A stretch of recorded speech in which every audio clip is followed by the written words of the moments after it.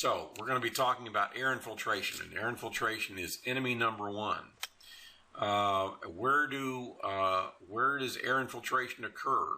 Looks like the big culprits are floors, walls, and ceilings.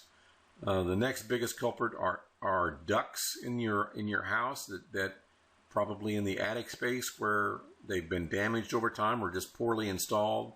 Your fireplace. Plumbing penetrations, we saw some of those, your doors and windows, your fans and vents, and also electrical outlets. Now, here's that draft detector tool. And this is real simple. In fact, I think it would be a good thing when you visit a house that you make one of these up and you just leave it with the homeowner.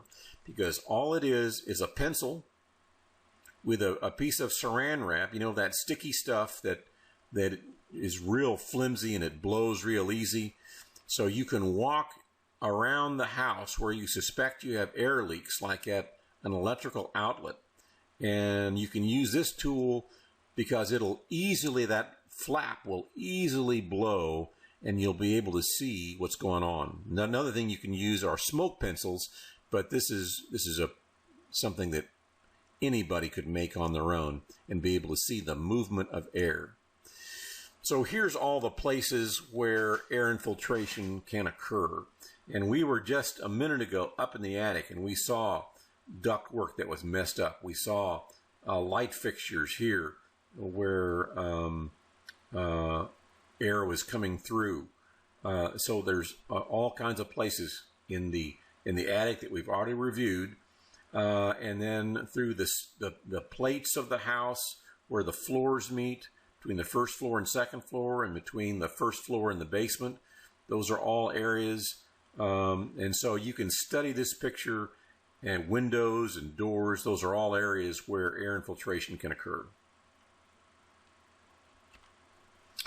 This is a kind of an out of focus picture of a guy caulking a window, but windows and doors, make sure the frames of windows and doors are well caulked, and use a good silicone or acrylic 30 or 40 or 50 year caulk is what you want to use. And then here's a little, yeah, go ahead. We had a question about the size of the bead of caulk that should be used.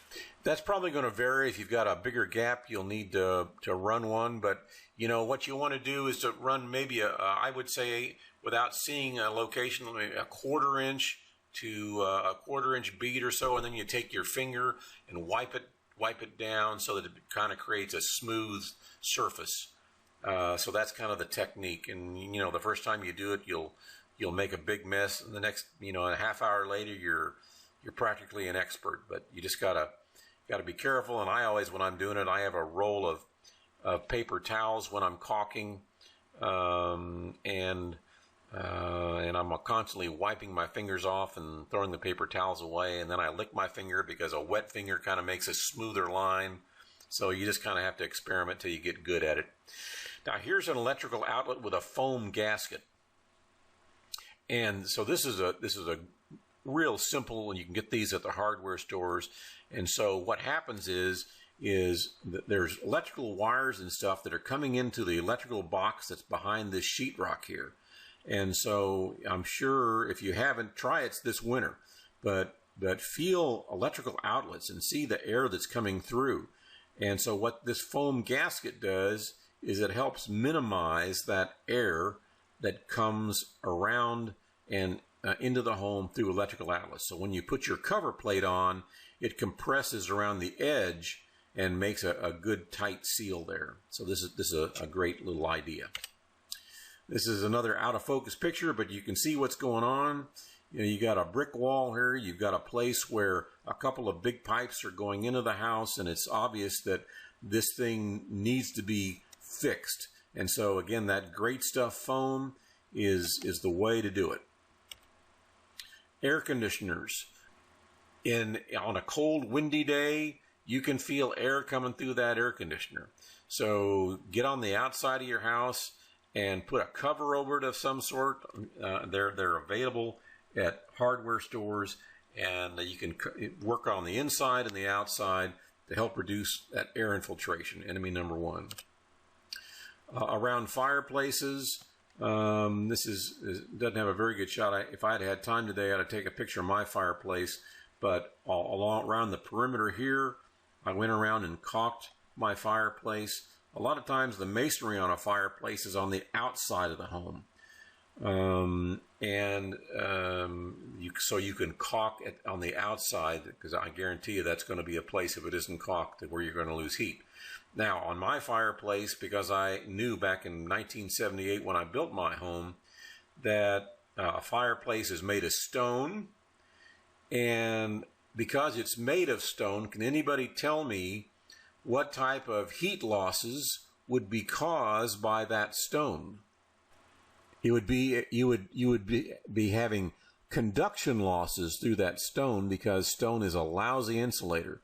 So when that stone, if it's on the outside, when it gets cold, it's going to pull the heat from the inside right out. So that's conduction losses, or the heat traveling through a material itself.